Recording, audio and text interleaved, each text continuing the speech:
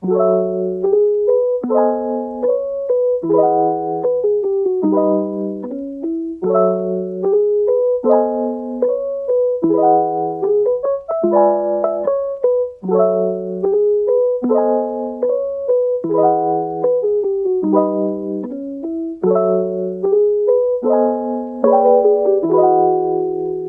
dulu kelas SD saya bikin layangan dari kertas ya, itu buat dijual, hasilnya buat biaya sekolah, buat beli buku, beli tas, beli sepatu gitu ya.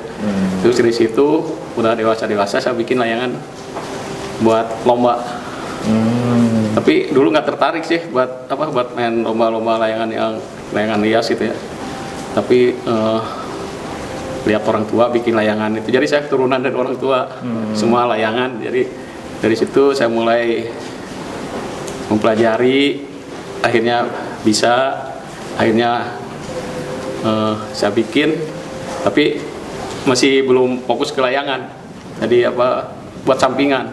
Saya kalau kerja dulu di percetakan, jadi itu tukang sablon, cetak sablon ya. Nah dari situ lama-lama dari cetak sama layangan, ininya penghasilannya lebih besar layangan. Nah dari situ saya bikin layangan buat dijual gitu, layangan yang dari kain ya, fokus ke layangan. Nah udah itu baru ditarik ke sini ke museum layang-layang sampai sekarang. Ya alhamdulillah dari layangan saya bisa membiayai anak, istri ya, anak bisa sekolah walaupun sampai SMA ya. Terus keluarga bisa biayain dari layangan juga sampai sekarang. Saya kalau lomba dulu tiap daerah ya di Indonesia udah pernah ikut ya. Kalau ke luar negeri saya baru ke Malaysia, Singapura, Thailand, India, Turki sama Prancis yang paling jauh. Daerah-daerah tiap sering menang juara satu atau kedua atau ketiga di perwakilan dari museum. Siapa yang putus duluan itu yang kalah, atau yang jatuh duluan ke tanah itu yang kalah. Itu namanya gitu ya. Ya. Ini layangannya semuanya bisa dilipat ke knockdown ya. Jadi kita berangkat ke sana bawa layangan sampai berapa juga bisa. Cuma kalau ke luar negeri kan ini kena berapa kilonya kan dibatasi. Paling banyak kan 20 kilo ya itu bagasinya. Udah kesenangan, udah hobi. Apalagi kalau udah buat itu lupa segalanya tuh. Kayak melukis ya. Kalau kita lagi asik bikin layangan itu lupa kita kadang-kadang dari pagi sampai subuh.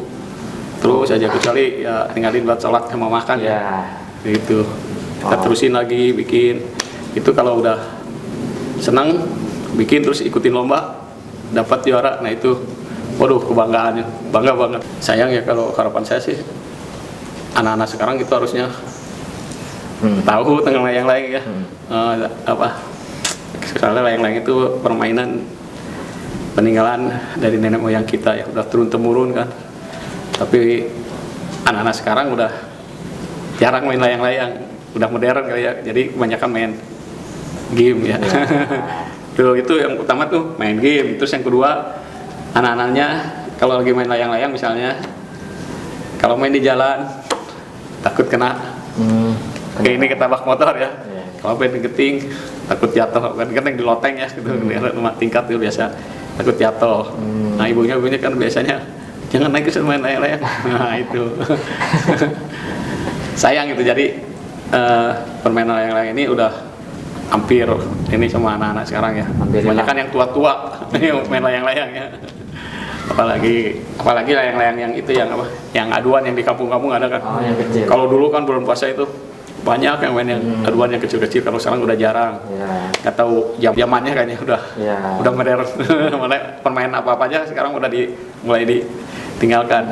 Nah harapan saya kalau bisa mulai ini lagi diangkat lagi ya.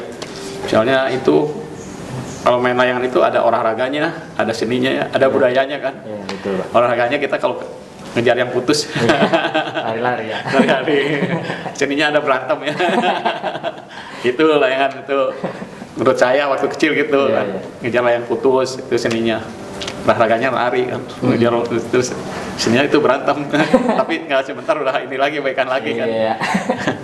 Nah kalau anak-anak sekarang udah mulai meninggalkan permainan bukan layangan aja semua ya, Hampir semua. semua larinya ke ini, ke game Iya. ya, main HP. Padahal kalau main layangan itu senang bener. Apalagi kalau layangannya bikin sendiri, bisa terbang, wah itu bangga ya. Walaupun nggak lomba gitu, Iya. kita bikin sendiri bisa terbang ya. Makanya harapan saya ke ibu-ibu yang punya anak kecil, bawalah anaknya ke museum layang-layang supaya tahu dari layang-layang tiap daerah ada berbagai jenis layang-layang.